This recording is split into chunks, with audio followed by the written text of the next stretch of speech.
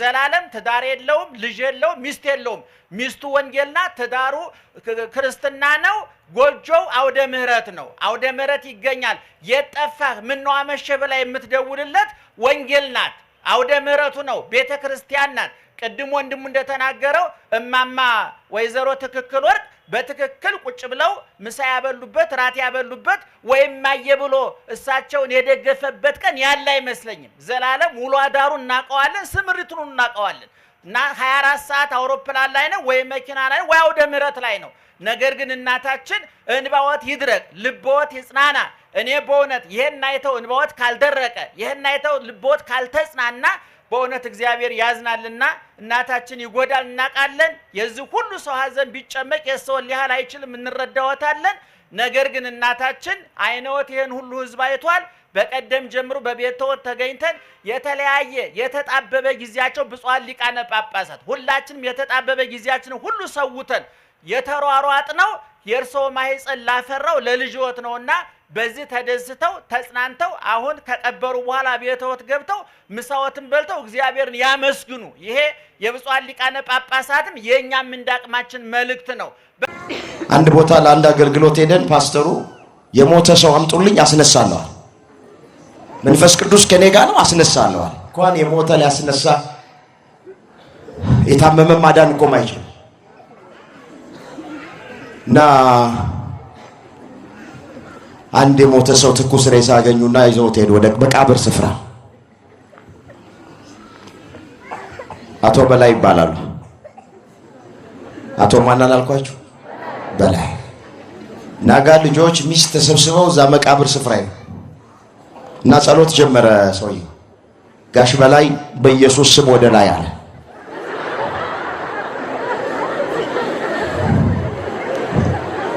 በማን ስም የሞተ ሰው እኮ 2-3 ቀን የሆነው ሰው ድፍረታቸው እየደጋገመ ጋሽ በላይ በኢየሱስ ስም ወደ ላይ ይላል እዛ ልጆች ካሁን አባታችን ይነሳ ብለው ይጠብቃሉ የለም ጋሽ በላይ አይሰሙ አይለሙ ለቃል ለአንዴና ለመጨረሻ ጊዜ አንቀላፍተዋል ቢል የለም ምን አለ መጨረሻ አሁን ኢየሱስ ቢዚ ነው ከሰዓት እንሞክራለን አለ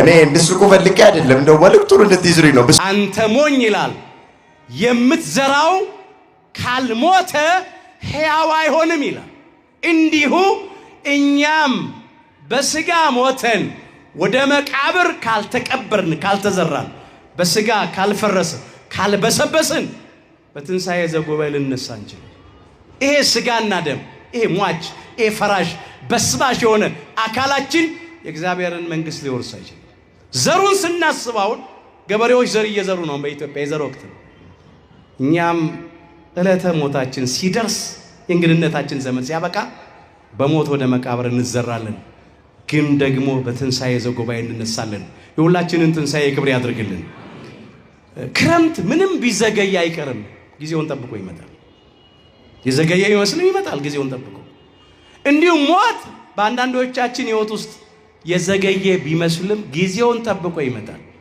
መላከ ሞት ይመጣል ነፍሳችን ከስጋችን ለይቶ ይወስዳል ስለዚህ ሞታችን እያሰብን ነው ሌላው ዳግም ምጽአትም የአምላካችን ኢየሱስ ክርስቶስ ዳግም ምጽአቱም የዘገየ መጻጉዕ ይባላል መጻጉዕ ማለት በደዌ ዳኛ ባልጋ ቆራኛ የተያዘ ድዊ በሽተኛ ታማሚ ማለት ነው በተለይም አባታችን ቅዱስ ያሬድ በጾመ ድጓው ሲዘምር ይህንን አንስቶ ስለዘመረ ከዚህ የተነሳ እንደ ቅዱስ ያሬዲት ባህል መጻጉዕ ተብሎ ተሰይሟል ይህ ሰንበትና ሳምንት አምላካችን ጌታችን መድኃኒታችን ኢየሱስ ክርስቶስ በሽተኞችን እንዳዳነ ጎባጦችን እንዳቀና ለምጻሞችን እንዳነጻ እውራንን እንዳበራ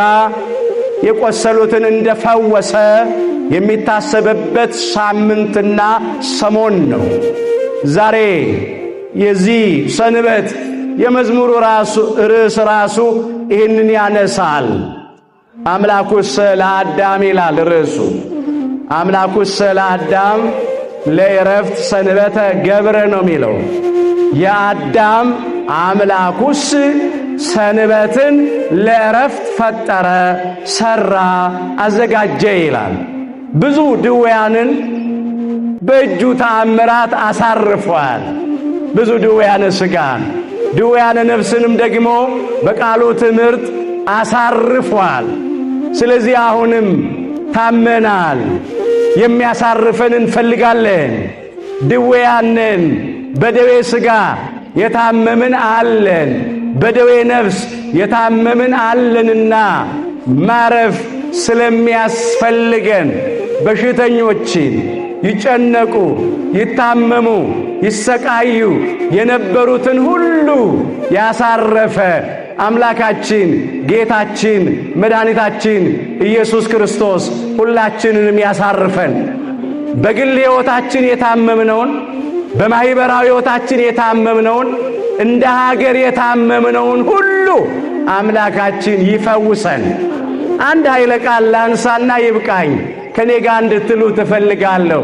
እኔ በሉ እስቲ ፈዋሽ እግዚአብሔር ነኝ። በኦሪት ዘጸአት ምዕራፍ 15 ቁጥር 26 ላይ የተመዘገበ ኃይለ ቃል ነው። እኔ ፈዋሽ እግዚአብሔር ነኝ ነው የሚለው። አዎ ከደዌ ሥጋም የሚፈውስ ከደዌ ነፍስም የሚፈውስ ፈዋሻችን፣ አዳኛችን፣ መድኃኒታችን፣ አምላካችን እግዚአብሔር ስለሆነ ዛሬም በልዩ ልዩ ደሞዝ የለው ልጄ አንጀቱን አስሮ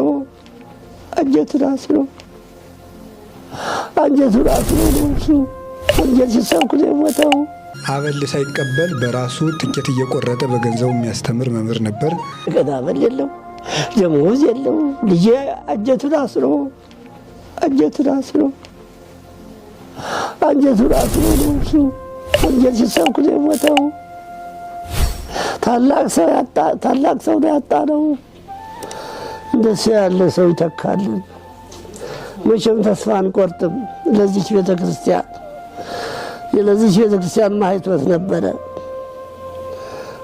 ነበረ። ብዙ አገልግሎት የፈጸመ ልጅ ነው። ደግሞ ሁሉ ይወደዋል። የሚደርስበትን ሁሉ ሳይደውልልኝ አይቀርም። ለእኔም ፈጥኖ ደራሽ ልጅ ነበረ። አጣሁት። ትልቅ ጉዳት ተጎዳን። ቤተክርስቲያናችንም ተጎዳች። ማንም አባት ለሱ የማይሳሳ በእኛ ውስጥ የለም። ዛሬ አሁን የሰማሁት ነው። መምህር ዘላለም ወንድሙ ወልደ ሰማዕት አርፈዋልና ያው እንደምታውቁ በጣም ወደ 25-30 ዓመት ሲያስተምር በትምህርቱም በሕይወቱም ነውር ያልተገኘበት ወንድማችን ነውና ብዙ ሰው ከዚህ ቤተክርስቲያን ውስጥ እየኖረ ወጥቷልና ሳይጠፋ ሳይለወጥ ያስተማረ መምህራችን ነው። አንደበቱም ሳይለወጥ፣ ሃይማኖቱ ሳይለወጥ፣ በሕይወቱ ነውር ሳይገኝበት፣ እል ሳይቀበል በራሱ ትኬት እየቆረጠ በገንዘቡ የሚያስተምር መምህር ነበር። እሱ አርፏል።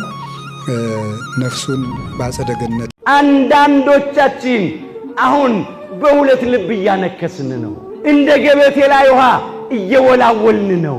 ነፋስ እንደሚወዘውዘው ሸንበቀው ወዲህና ወዲያ እየተወዘወዝን ነው። አምነን ተጠምቀን ክርስትናን ተቀብለን ክርስቲያኖች ሆነን የእግዚአብሔር ልጆች ሆነን ግን እንደ አሕዛብ ጠንቋይ እንጠይቃለን። አዳምና እኛ ልጆቹን የቀደሰ ውድ ዋጋ ከፍሎ ነው። የመጨረሻ ዋጋ ከፍሎ ነው። መተኪያና መለኪያ የሌለው ዋጋ ከፍሎ ነው። ቅዱስ ሥጋውን ቆርሶ ነው የቀደሰን። ከእግዚአብሔር በላይ የምንወደው ነገር ካለ እሱ ጣዖት ነው። ከኛ ሕይወት መወገድ አለበት። በቂም በበቀል የኖርንበት ዘመን ይብቃ። በመለያየት፣ በመበላላት፣ በመነካከስ፣ በጎጠኝነት የኖርንበት ዘመን ይብቃ። አንዳንዶቻችን እኮ አሁን በጎጠኝነት እስበስ በመለያየት እየፈረስን እኮ ነው። በወንድማማቾች መካከል ጠብን የሚዘራ እግዚአብሔር አጥብቆ የሚጸየፈው አጥብቆ የሚጠላው ይሄን እንደ ኢትዮጵያውያን አንድ ነን። ደግሞ የኢትዮጵያ ኦርቶዶክሳዊ ተዋሕዶ ልጆች አንድ ነን። በአንድ መስቀል የዳንን ከአንድ ማኅፀነ ዮርዳኖስ ከአንድ ጸጋ መንፈስ ቅዱስ ዳግም በጥምቀት የተወለድን በአንዱ ሜሮን የከበርን ከአንዱ ኅብስት ከቅዱስ ሥጋው ከአባቶቻችን ከካህናት እጅ ቅዱስ ሥጋውን የተቋደስን ከአንዱ ጽዋ ከክቡር ደሙ ከወንድሞቻችን ከዲያቆናት እጅ በርፈ መስቀል ክቡር ደሙን የቀመስን ብዙ ብልቶች ስንሆን በክርስቶስ አንድ አካል የሆንን የአንዲት ቤተ ክርስቲያን ልጆች አንዲት ርስት ገነትን ኋላም መንግሥተ ሰማያት በዚያ ወራት ይላል ሰዎች ሞትን ይፈልጋሉ ይላል፣ አያገኙትም ይላል። ሊሞቱ ይመኛሉ ይላል፣ ሞትም ከነርሱ ይሸሻል ይላል። ራዕየ ዮሐንስ ምዕራፍ 9 ቁጥር 6 ላይ ለካ አንዳንድ ጊዜ ሞትም ተፈልጎ አይገኝም። ሞት እኛ በፈለግነው ጊዜ አይደለም የምናገኘው፣ እሱ በፈለገ ጊዜ ቀናችን ሲደርስ ነው የሚወስደን። አሁንስ ባሪያን በሰላም ታሰናብተዋል። ሃይማኖታችንን አጽንተን ምግባራችንን አቅንተን ለንስሐ የሚገባ ፍሬ አፍርተን የአምላክን ቅዱስ ሥጋና ክቡር ደም ተቀብለን ትሩፋት ሰርተን እንደ አረጋዊ እንደ ካህኑ እንደ ስምዖን ተዘጋጅተን በክብር እንድናርፍ አምላካችን እግዚአብሔር ሁላችንን በቸርነቱ ተተን እየሰከርን ልንድን አንችል፣ እያመነዘርን ልንድን አንችል። ዳንኪራ እየረገጥን እየጨፈርን እየደነስን ልንድን አንችል። የጻድቃን ዘር ግን ይድናል ሲል የጻድቃኑን መንገድ ስንከተል፣ የጻድቃን ዘር የሚድነው በጻድቃን መንገድ ስንሄድ ነው። እግዚአብሔር በመንገዳቸው እንድንመላለስ ሁላችንን ዛሬ አሁን የሰማሁት ነው። መምህር ዘላለም ወንድሙ ወልደ ሰማዕት አርፈዋልና ያው እንደምታውቁ በጣም ወደ 25-30 ዓመት ሲያስተምር በትምህርቱም በሕይወቱም ነውር ያልተገኘበት ወንድማችን ነውና ብዙ ሰው ከዚህ ቤተክርስቲያን ውስጥ እየኖረ ወጥቷልና ሳይጠፋ ሳይለወጥ ያስተማረ መምህራችን ነው። አንደበቱም ሳይለወጥ ሃይማኖቱ ሳይለወጥ በሕይወቱ ነውር ሳይገኝበት አበል ሳይቀበል በራሱ ትኬት እየቆረጠ በገንዘቡ የሚያስተምር መምህር ነበር። እሱ አርፏል። ነፍሱን በአጸደ ገነት ያኑርልን፣ መምህራንን ደግሞ ይተካልን። እግዚአብሔር ሰላም እንዳዋለን ሰላም ያስመሸን። የቅዱስ ቂርቆስ፣ የቅዱስ ያሬድ፣ የአቡነ ሰላማ፣ የከሳቴ ብርሃን፣ የእናታችን የቅድስት ኢየሉጣ፣ የነቢያት፣ የሐዋርያት፣ የሰማዕታት፣ የጻድቃን፣ የደናግል፣ የመነኮሳት፣ የትጉሃን መላእክት፣ የእመቤታችን የቅዱስ መስቀሉ በረከት፣ የአብ የወልድ የመንፈስ ቅዱስ ቸርነት አይል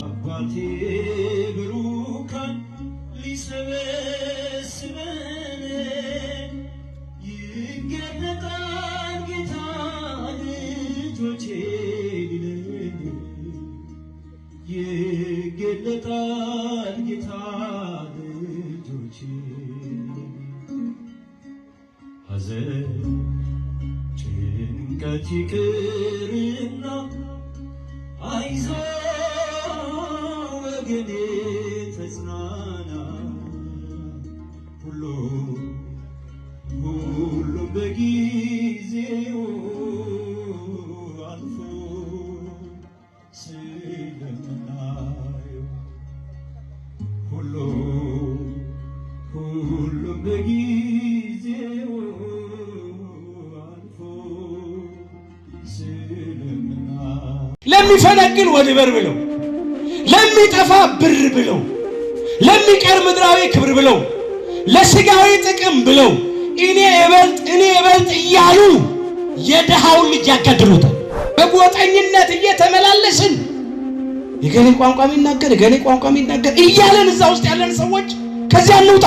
ዛሬ አንዳንድ ሰዎች አሉ፣ የኔ ቋንቋ ልዩ ነው፣ እኔ ምርጥ ዘር ነኝ የሚሉ ሰዎች እኮ ምንም ትርፍ የለም፣ ምንም አይገኝም።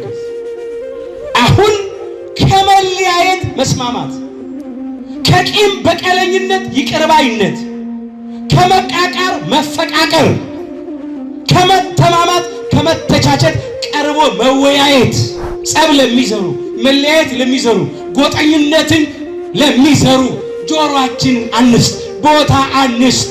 ሰውን በሰውነቱ እናክብረው። ያለ ፍቅር ከሆነ ሁሉ ከንቱ ነው።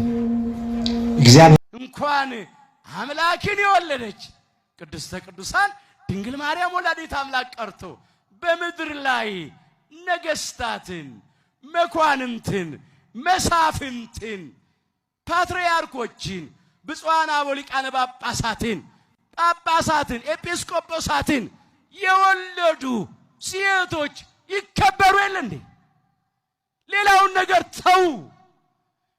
አምላክን ብቻ ወልዳ መስጠቷ እንድናከብራት፣ እንድናመሰግናት፣ እንድናወድሳት ያደርገናል። እሷ ናት አምላክን የወለደችው እሷ ብቻ። አንዳንድ ሰዎች የነገስታቱን እናቶች፣ የባለስልጣኖቹን እናቶች የሚያከብሩትን ያህል፣ ባለጊዜዎችን የሚያከብሩትን ያህል ቀዳማዊት እመቤት እያሉ ወላዲተ አምላክን ማክበር ተስኗቸዋል። ወገኖቼ ያሳዝናል፣ ያሳፍራል። እኛ ግን በእውነት አምላካችን ጌታችን መድኃኒታችን ኢየሱስ ክርስቶስን ወልዳ ስለሰጠችን እያመሰገናት። ትናንትና ደውሎልኝ ዛሬ ሞተ ትለኛለህ እንዴ? መጫወቻ ነው እንዴ አንተ? ስትቀልድብኝ ነው እንዴ? ኧረ አይደለም ብሎ ተንገብግቦ አለቀሰ።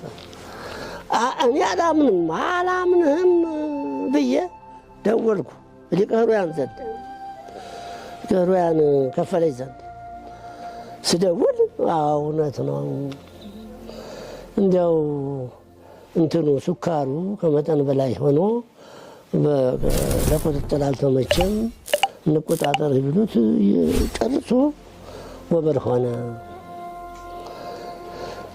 ምክንያቱ ሱካር ነው። ስኳር አሞኛል ብሎኝ የማያውቅም እኮ እህል ሲመርጥም አላየውም። የቀረበለት ሲበላ ነው የሚበላው። በ9 ሰዓት ነው ሁልጊዜ። የስኳር በሽተኛ 6 ሰዓት ለመድረስ ያስቸግረናል እንዴ። እሱ ሁልጊዜ 9 ሰዓት ነው የሚበላው። ሱካር የለበትም። እንዲያው ምናልባት እንዴ ለእሱ ደግሞ ጠላት የለውም። ምን ጥርጥር ውስጥ ሊያስገባኝ ነው? እምሆነውን አጣሁት፣ እማደርገውን እምተረጉመውን አጣሁት።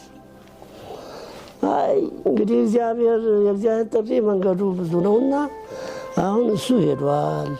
እውነት ነው ማረፉ፣ እውነት ነው አይጠራጠሩ አለኝ። ተያወዲያ ነው ያለቀስኩት እኔ። እዚያው ሄድኩ ቦታ ምንም ቤት የለውም እሱ እንደሆነ ለእናቱ ልጆቻቸው አሉ፣ ልጆቹ ወንድሞቹ አሉት። እነሱ ሰርተውላቸዋል። አንድ አሮጊት አሉ እናቱ። እሱ ግን አንገት ላይ የሚያስገባበት ጎጆ የለው። ባይታዊ ነው። በጣም ገዳመል የለው፣ ደሞዝ የለው። ልጄ አንጀቱን አስሮ ነው እሱ ወንጀል ሲሰብክ ነው የሞተው። ታላቅ ሰው ነው ያጣ ነው። እንደሱ ያለ ሰው ይተካልን። መቼም ተስፋ አንቆርጥም። ለዚች ቤተክርስቲያን ማይቶት ነበረ። ብዙ አገልግሎት የፈጸመ ልጅ ነው። ደግሞ ሁሉ ይወደዋል። ያላቸውም ሰዎች ውዳሴ ከንቱ የማይፈልጉ ስማቸው እንዳይጠራባቸው በሱ በኩል ያስተላልፋሉ። እሱም ታማኝ ነው፣ ወስዶ ያስረክባል። ከዚህ ቀደም በሆሳዕና እዚያ የተቃጠለ ሰዎች ጠላቶች ያቃጠሉት ቤተክርስቲያን መንደር ነበረ። ክርስቲያኖች ተበድለዋል። ሄዶ የምን ያህል ሚሊዮን እንደሆነ አላውቅም ነግሮኛል። እሱ የሚደርስበትን ሁሉ ሳይደውልልኝ አይቀርም። ለእኔም ፈጥኖ ደራሼ ልጄ ነበረ፣ አጣሁት። ትልቅ ጉዳት ተጎዳን። ቤተክርስቲያናችንም ተጎዳች። ማንም አባት ለእሱ የማይሳሳ በእኛ ውስጥ የለም። ስለዚህ ጉዳታችን ፍጹም ነው። ከፍተኛ ጉዳት ደርሶብናል። እንደሱ ያለ አሳቢ አስተማሪ ጥሩ የምእመናን አባት ይላክልን ይተካልን። እግዚአብሔር በረድኤቱ አይለየን። እናንተንም ያበርታችሁ፣ ይህን የጀመራችሁትን ለመፈጸም ያብቃችሁ።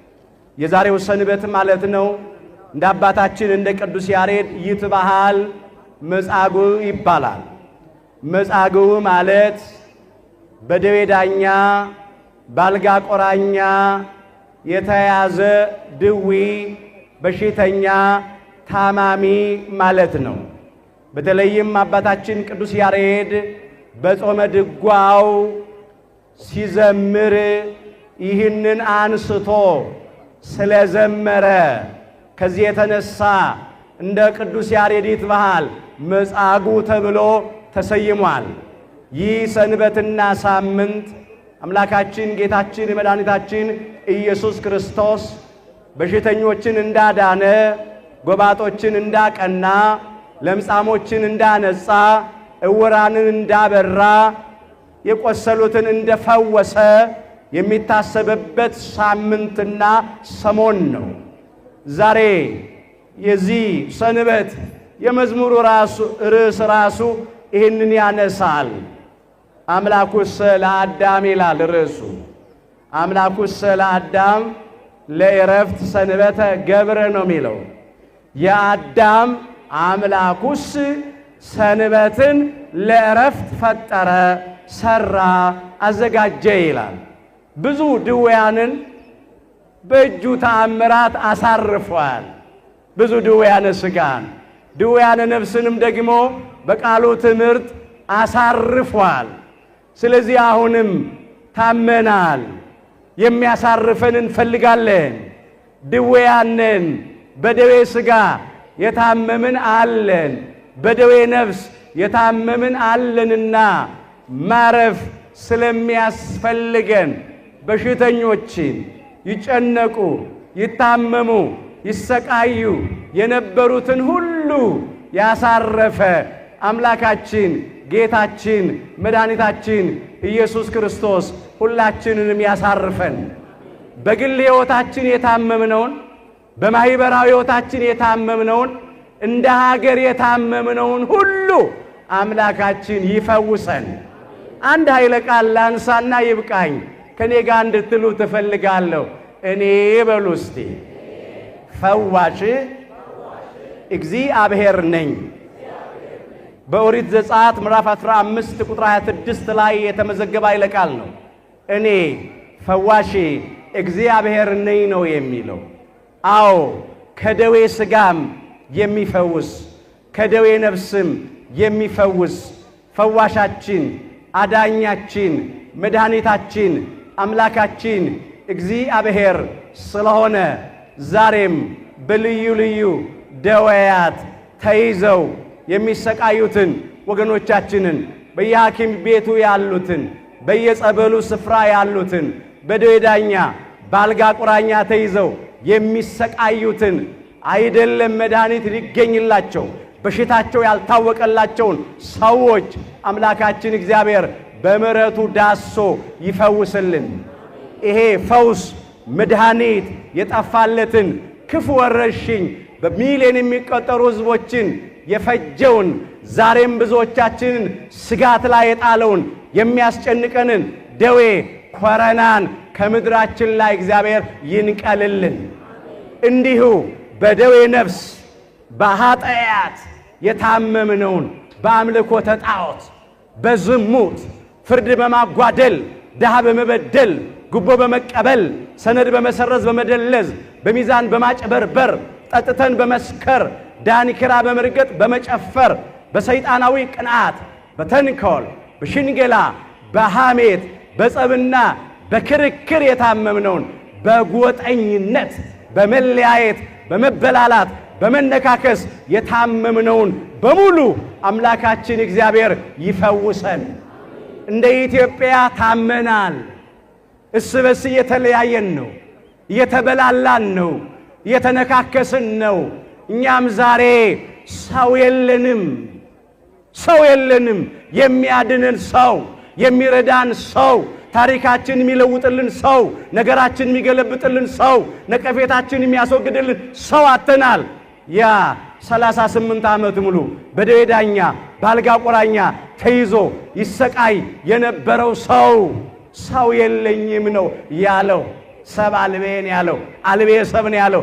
ኢትዮጵያም ሰው አታለች ዛሬ። እግዚአብሔር ሰው ያድርገን። እግዚአብሔር ሰው ይስጠን። እኔ ፈዋሽ እግዚአብሔር ነኝ ብሏል አምላካችን። ሁላችንን ሰው ካላወቀልን እሱ ከሚያውቀው እኛ ከምናውቀው ደዌ ያድነን ይፈውሰን። አምላካችን እግዚአብሔር በቸርነቱ የሁላችንን መጨረሻችንን ያሳምርልን። ብዙዎች አሉ ለክርስቶስ መስቀል ጠላቶች ሆነው ይመላለሳሉ። ብዙ ጊዜ ስለ እነርሱ አልኳችሁ፣ አሁንም እንኳን እያለቀስኩ እላለሁ። መጨረሻቸው ጥፋት ነው። ሆዳቸው አምላካቸው ነው። ክብራቸው በነውራቸው ነው። ሐሳባቸው ምድራዊ ነው ይላል ፊልጵስዩስ ምዕራፍ 3 ቁጥር 18 ጀምሮ።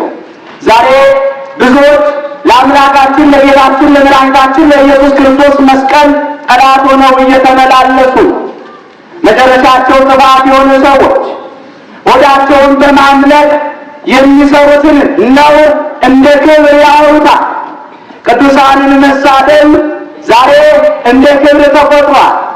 ፈጣሪን ፍጡር ማለት አምላካችን ጌታችን መድኃኒታችን ኢየሱስ ክርስቶስን የዮሴፍ ልጅ ነው ብሎ በድፍረት መናገር፣ ተማላጅ የሆነውን አምላክ፣ ተለማኝ የሆነውን አምላክ፣ የጌቶችን ጌታ፣ የኃያላንን ኃያል፣ የነገሥታትን ንጉሥ፣ የአማልክትን አምላክ፣ አልፋና ኦሜጋ፣ ፊተኛውና ኋለኛው፣ መጀመሪያና መጨረሻ የሆነውን አምላክ አማላጅ ብሎ መናገር እንደ ክብር ተቆጥሯል። ዛሬ የእመቤታችን የቅድስት ድንግል ማርያምን ዘላለማዊ ድንግልና እየተጠራጠሩ ሌላ ልጆች ወልዳለች እያሉ መናገር እንደ ክብር ተቆጥሯል። ዛሬ ቅዱሳንን መሳደብ፣ መላእክትን መሳደብ፣ የእግዚአብሔር ቤተ መቅደስን ድንጋይ ነው ብሎ ማለት፣ የቃል ኪዳኑን ታቦት ጣዖት ነው ማለት፣ መስቀሉን እንጨት፣ ጸበሉን ውሃ፣ እምነቱን አፈር እያሉ መሳደብ፣ ይህንን ነውር እንደ ክብር ቆጥረውታል። ዛሬ እነዚህ ሆዳቸውን የሚያመልኩ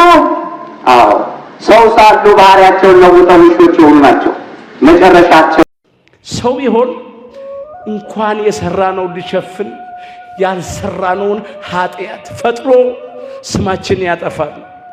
የኛ አምላክ ግን በደላችንን ከደነ፣ ማረን፣ ይቅራለን፣ ርኅራኄውን አስበው። በዓይነ ሕሊናችን እንመልከት። ማን ነው ያልበደለ? አሁን እዚህ መቆም ይገባናል። ስም እግዚአብሔር መጥራት ይገባናል። እኔስ ወንጌል መስበክ ይገባኛል። እናንተ ስሙን መጥራት ይገባችኋል። ምን ዘምረው መዘመር ይገባናል። አይናችንን ከሰው ላይ እናንሳ፣ የራሳችን ሕይወት እንመልከተው። ግን እግዚአብሔር መሐሪ ነው። እግዚአብሔር ግን ይቅር ባይ ነው። እግዚአብሔር ግን ሩሩ ነው። እንደ ሰው አይደለም፣ እንደ ሰው አይደለም። እዚህ ቆመን የምንሰብከው ከኔ ጀምሮ የምንዘምረው ገብተን ተንሱ ጸልዩ እያል የምንቀድሰው የምናስቀድሰው በቤተ ክርስቲያን በልዩ ልዩ የአገልግሎት ዘርፍ የምናገለግለው እዚህ ያገባን የእግዚአብሔር ምሕረት ነው፣ የእግዚአብሔር ይቅርታ ነው፣ የእግዚአብሔር ቸርነት ነው። ስለዚህ እንድንበለው በደልን ይቅር የሚል እንዳንተ ያለ አምላክ ማን ነው? ሁን በለው። በሕይወት ዘመናችን ምን ስንሰራ ኖርን? ትናንት የት ነበር የዋልነው? የት ነበር ያመሸነውና ያደርነው? ዛሬስ እዚህ እስክንመጣ ድረስ ምን ስንሰራ፣ ምን ስንናገር፣ ምን ስናስብ ዋልን? እንፈትን እስቲ፣ ራሳችን መርምረው እስቲ፣ እንመልከተው። በዚህ ቃል መስታወትነት እንመልከተው እስቲ። ግን አምላካችን በደላችን አልቆጠረም፣ ኃጢአታችን አላሰበም። አሁንም ምሮ አቆመን። በደለኞች ሳልን፣ ኃጢአተኞች ሳልን፣ የረከስን ሳልን ልክ እንዳልበደልን እንደ ጻድቃን፣ እንደ ቅዱሳን፣ እንደ ንጹሐን አድርጎ አቆመን። እግዚአብሔር ግን መሐሪ ነው፣ ይቅር ባይ ነው እያልን በበደል ላይ በደል እንዳንጨምር፣ በኃጢአት ላይ ኃጢአት እንዳንጨምር፣ ኃጢአታችን የሚታጠብበት የንስሐ እንባ እግዚአብሔር ለሁላችን ይስጠን። በደል ኃጢአት በእንባ ይታጠባል። ከልብ ተመልሰን ዘማውያን ልንሆን እንችላለን። ሰካራሞች፣ ነፍሰ ገዳዮች፣ ሌቦች፣ ጉቦኞች፣ ጎጠኞች፣ ቂም በቀለኞች፣ ሐሰተኞች፣ ትዕቢተኞች፣ ሐሜተኞች፣ ተንኮለኞች፣ ሰካራሞች፣ ሱሰኞች ልንሆን እንችላለን። ግን እንመለስና አቤቱ እንደ ቸርነት መጠን ማረን እንበል። እንደ ምሕረትም ብዛት መተላለፋችንን ደምስስ እንበለው። ከበደላችንም ፈጽሞ ጠበን፣ ከኃጢአታችንም አንጻን እንበለው። ያነጻናል፣ ያጥበናል። የኛ አምላክ አይጨክንም፣ ደግሞ ምንም ነገር አይፈልግም። በነፃ ይምረናል። የሚፈልገው እጅግ ያሳዝናል ወገኖቼ። ከሊቅ እስከ ደቂቅ እስቲ ከላይ እስከ ታች እስቲ አለ ወይ ዛሬ ከምሁራኑ ዘንድ ሰላም ፍቅር አለ ወይ? ከሃይማኖት አባቶችስ ፍቅር አለ ወይ? ዛሬ በጎጥ በቋንቋ ምክንያት ቤተ ክርስቲያንን ለመገነጣጠል የተነሱ ሰዎች አሉ አይደል? እኔ እኮ መጽሐፍ ጠቅሼ ከምነግራችሁ በላይ ዘመኑ ራሱ እኮ ይነገራል። ደውል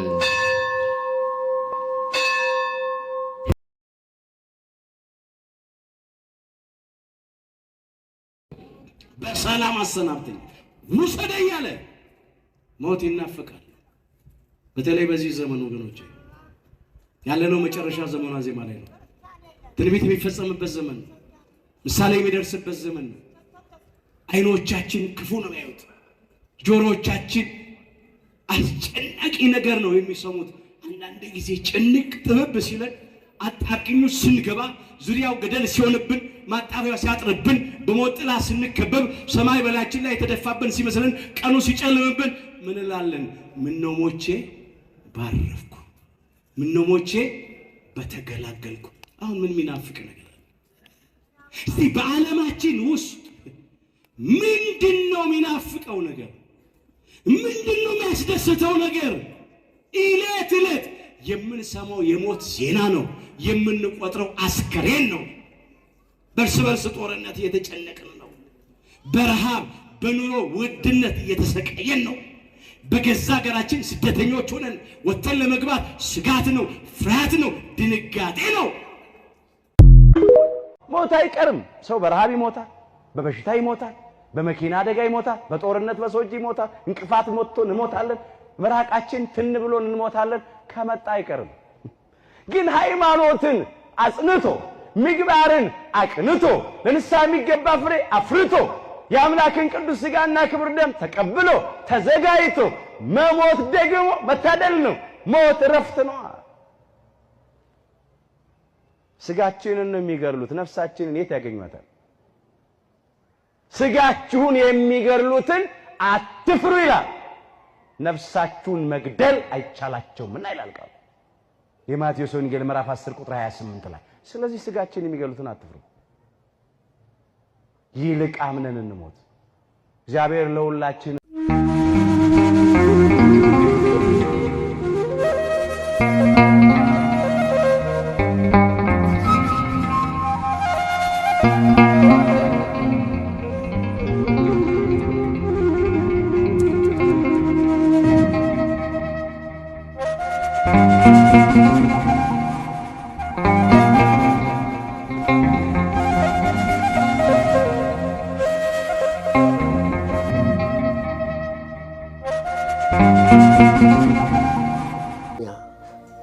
ትናንትና ደውሎልኝ ዛሬ ሞተ ትለኛለህ እንዴ? መጫወቻ ነው እንዴ አንተ? ስትቀልድብኝ ነው እንዴ? ኧረ አይደለም ብሎ ተንገብግቦ አለቀሰ። እኔ አላምንህም ብዬ ደወልኩ ሊቀ ኅሩያን ዘንድ፣ ሊቀ ኅሩያን ከፈለኝ ዘንድ ስደውል እውነት ነው እንዲያው እንትኑ ሱካሩ ከመጠን በላይ ሆኖ ለቁጥጥር አልተመቸም፣ እንቆጣጠር ቢሉት ጨርሶ ወበር ሆነ። ምክንያቱ ሱካር ነው። ስኳር አሞኛል ብሎኝ የማያውቅም እኮ እህል ሲመርጥም አላየውም። የቀረበለት ሲበላ ነው የሚበላው። በ9 ሰዓት ነው ሁልጊዜ። የስኳር በሽተኛ 6 ሰዓት ለመድረስ ያስቸግረናል። እንዴ እሱ ሁልጊዜ 9 ሰዓት ነው የሚበላው። ሱካር የለበትም። እንዲያው ምናልባት እንዴ ለእሱ ደግሞ ጠላት የለውም። ምን ጥርጥር ውስጥ ሊያስገባኝ ነው? እምሆነውን አጣሁት፣ እማደርገውን እምተረጉመውን አጣሁት። አይ እንግዲህ የእግዚአብሔር ጥሪ መንገዱ ብዙ ነውና አሁን እሱ ሄዷል። እውነት ነው ማረፉ፣ እውነት ነው አይጠራጠሩ አለኝ። ተወዲያ ነው ያለቀስኩት። እኔ እዚያው ሄድኩ። ቦታ ምንም ቤት የለውም እሱ እንደሆነ ለእናቱ ልጆቻቸው አሉ፣ ልጆቹ ወንድሞቹ አሉት። እነሱ ሰርተውላቸዋል። አንድ አሮጊት አሉ እናቱ። እሱ ግን አንገት ላይ የሚያስገባበት ጎጆ የለው። ባይታዊ ነው። በጣም ገዳመል የለው፣ ደሞዝ የለው። ልጄ አንጀቱን አስሮ ነው እሱ አንጀት ሲሰብክ ነው የሞተው። ታላቅ ሰው ነው ያጣ ነው። እንደሱ ያለ ሰው ይተካልን። መቼም ተስፋ አንቆርጥም። ለዚች ቤተክርስቲያን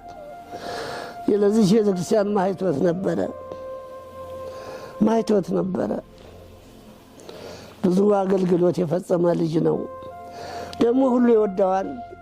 ያላቸውም ሰዎች ውዳሴ ከንቱ የማይፈልጉ ስማቸው እንዳይጠራባቸው በሱ በኩል ያስተላልፋሉ። እሱም ታማኝ ነው፣ ወስዶ ያስረክባል። ከዚህ ቀደም በሆሳዕና